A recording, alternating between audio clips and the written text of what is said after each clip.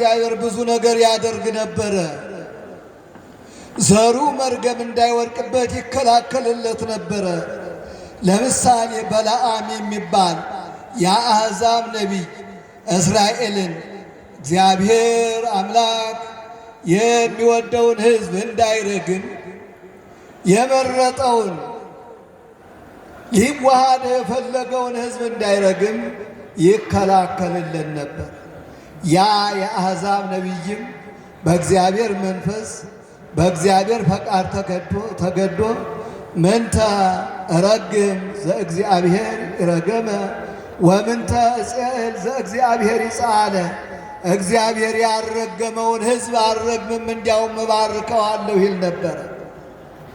አየዋለሁ፣ አሁን አይደለም፣ አሁን ግን አይደለም፣ እመለከተዋለሁ በቅርብ ጊዜ ግን አይደለም። እነሆ ኮከብ ከያዕቆብ ይወጣል፣ ከእስራኤልም ኃጢአትን ያስወግዳል፣ የሞዓብ ማዕዘኖችንም ይመታል እያለ ትንቢት ተናገረ የአሕዛብ ነቢይ። ስለዚህ እግዚአብሔር ተከላከለለት፣ መርገም እንዳይወድቅበት እንዲጠራ ለአብርሃም ዘር ለሆነው ለዚያ ለመረጠው ሊዋሃደው ለወደደው እመቤታችን ጌታችን ለሚመጡበት ዘር እግዚአብሔር አምላክ ተጠነቀቀ፣ ሊያጠራውን ፈለገ። ስለዚህ ነቢያትን ይቀባ ነበር፣ ካህናትን የሚቀባ ነበር፣ ጻድቃን ነገሥታትን የሚቀባ ነበር። የተስፋውን ወገኖች ያ ዘር እንዲጠራ ንጹሕ እንዲሆን ለተዋህዶ እንዲመቸው ያንን እያደረገን ኮኖ ቅዱሳነ እስመ አነሂ ቅዱሳነ፣ እኔ ቅዱስ እንደሆን እናንተም ቅዱሳን ሁኑ፣ ንጹሐን ሁኑ ይላቸው ነበረ። ግን ጊዜው ሲደርስ ወአመ በጽሐ ዕድሜሁ ፈነወ እግዚአብሔር ወልዶ ወተወልደ እምብእሲት፣ ጊዜው በደረሰ ጊዜ አንድ ልጁን ወደ ዓለም ላከ፣ ከሴትም ተወለደ። ወኢኀፈረ ተወሊደ እምብእሲት፣ ከሴት መወለድን አላፈረም፣ የሴት ልጅ መባልን አላፈረበትም፣ የማርያም ልጅ መባልን አላፈረም። ዛሬ ዓለም እንደምታውቁት ኢየሱስን ይጠራል፣ የኢየሱስን እናት ግን ይጠላል። የኢየሱስ ወዳጅ ነኝ ይላል፣ እንደገና ደግሞ ጸረ ማርያም ይሆናል። ይሄ ፌር አይደለም፣ አግባብ አልነበረም። እና ይህን ዘር ነው የወደደው እግዚአብሔር። ከዚህ የተስፋ ዘር ነው ለተዋህዶ የመረጠ። ሥጋዋን ነፍሷን ነስቶ ከፍሎ እንዲዋሃድ ከአብርሃም ዘር አብርሃም አልአለ። የአብርሃምን ዘር ከፍ ከፍ አደረገው። የነሳውን ዘር ከአብርሃም ዘር አልነሳውም፣ ከመላእክት አልነሳውም፣ ከአብርሃም ዘር ነሳው እንጂ ከተስፋው ዘር ከጠራው ዘር እግዚአብሔር ከባረከው ከቀደሰው በትንቢት በክህነት በመንግሥት ካከበረው ከቀባው ዘር እግዚአብሔር ዘርን ለራሱ መረጠ። ወልደ አብ ወልደ ማርያም በተዋህዶ ከበረ። በእመቤታችን ውስጥ ተዋህዶ ተፈጸመ። ሰው አምላክ ሆነ፣ አምላክ ሰው ሆነ። የእግዚአብሔር ልጅ የሰው ልጅ ሆነ፣ የሰው ልጅም የእግዚአብሔር ልጅ ሆነ። ቀዳማዊ አምላክ ዳህራዊ ተባለ፣ ዳህራዊ የሰው ልጅም ቀዳማዊ አምላክ ተባለ። ሀየሰ ወረሰ ከብረ ተላአለ ነግሰ ተባለ። ባሕርያችን ከበረ፣ ከመላእክት በላይ ሆነ። ሰው አምላክ ሆነ። የምስራች ይገርማችኋል። በእመቤታችን በኩል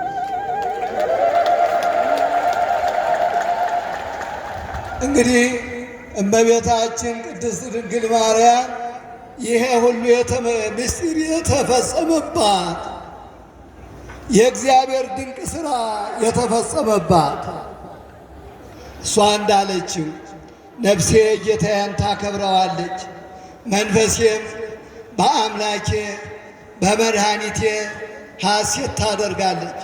የባሪያውን ውርደት ተመልክቷልና እነሆ ከዛሬም ጀምሮ ትውልድ ሁሉ ብፅዕት ይሉኛል። ብርቱ የሆነ እሱ በእኔ ታላቅ ድንቅ ነገር አድርጓልና ስሙም ቅዱስ ነው። ይገርማቸው እስመ ገብረ ሊተ ኃይለ አብያተ እስመ ገብረ ሊተ ኃይላተ አብያተ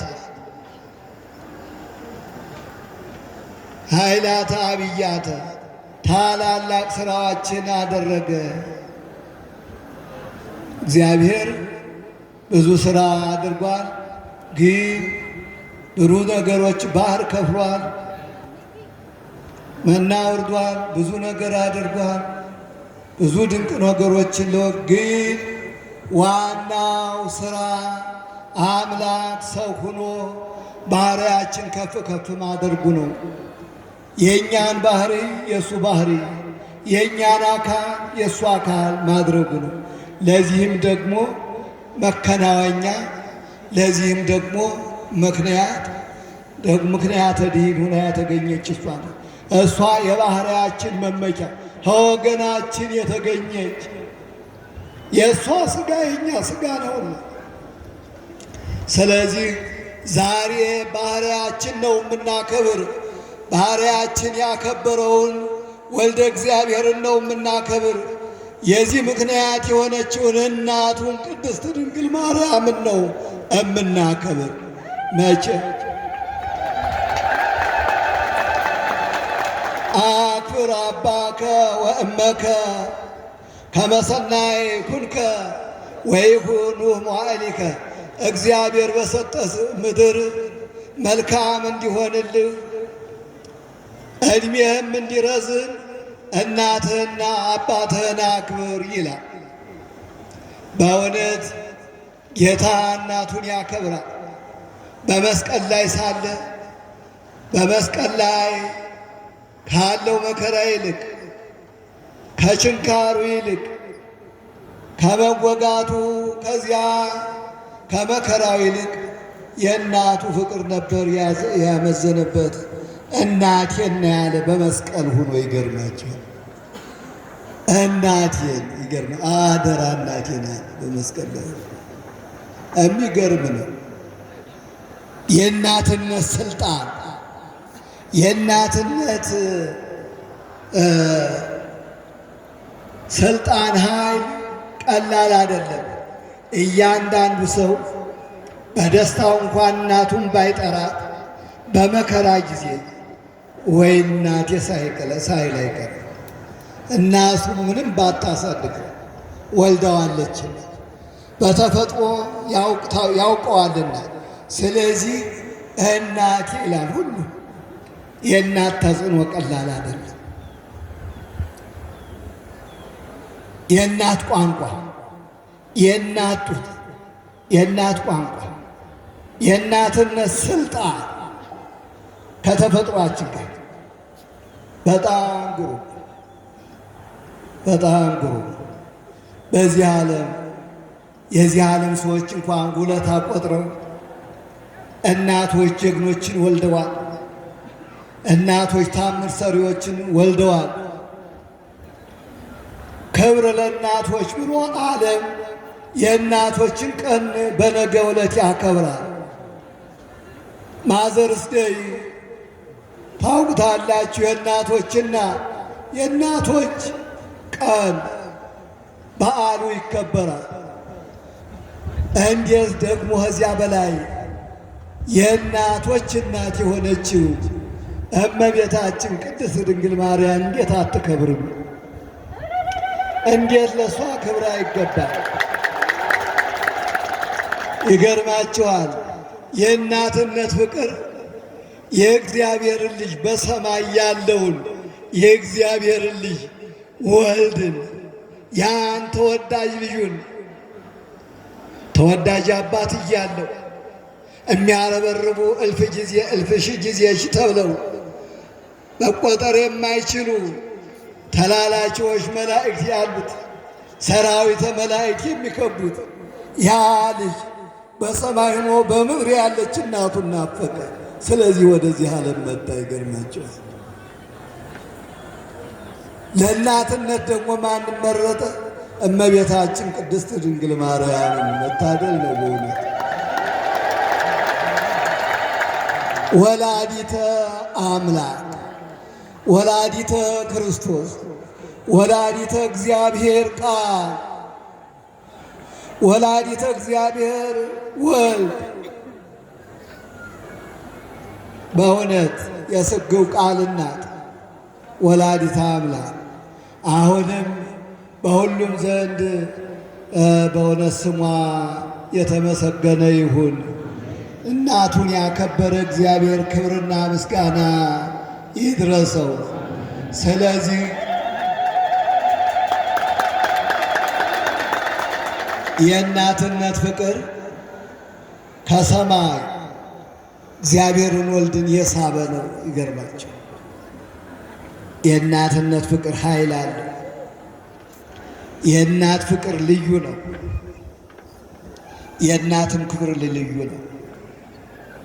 በእውነት እግዚአብሔር እናቱን ከአንስተ ዓለም ከዓለም ሴቶች መርጦ ክብርት ነሽ ቅድስት ነሽ ያሰኛት ያከበራት ይትባረክ እግዚአብሔር ዘአልዓለ ለጽዮንም ኩሎን ዓለማት ከዓለማት ሁሉ የመረጣት ከፍ ከፍ ያደረጋት እና ለእናቱ ክብር ይሁን።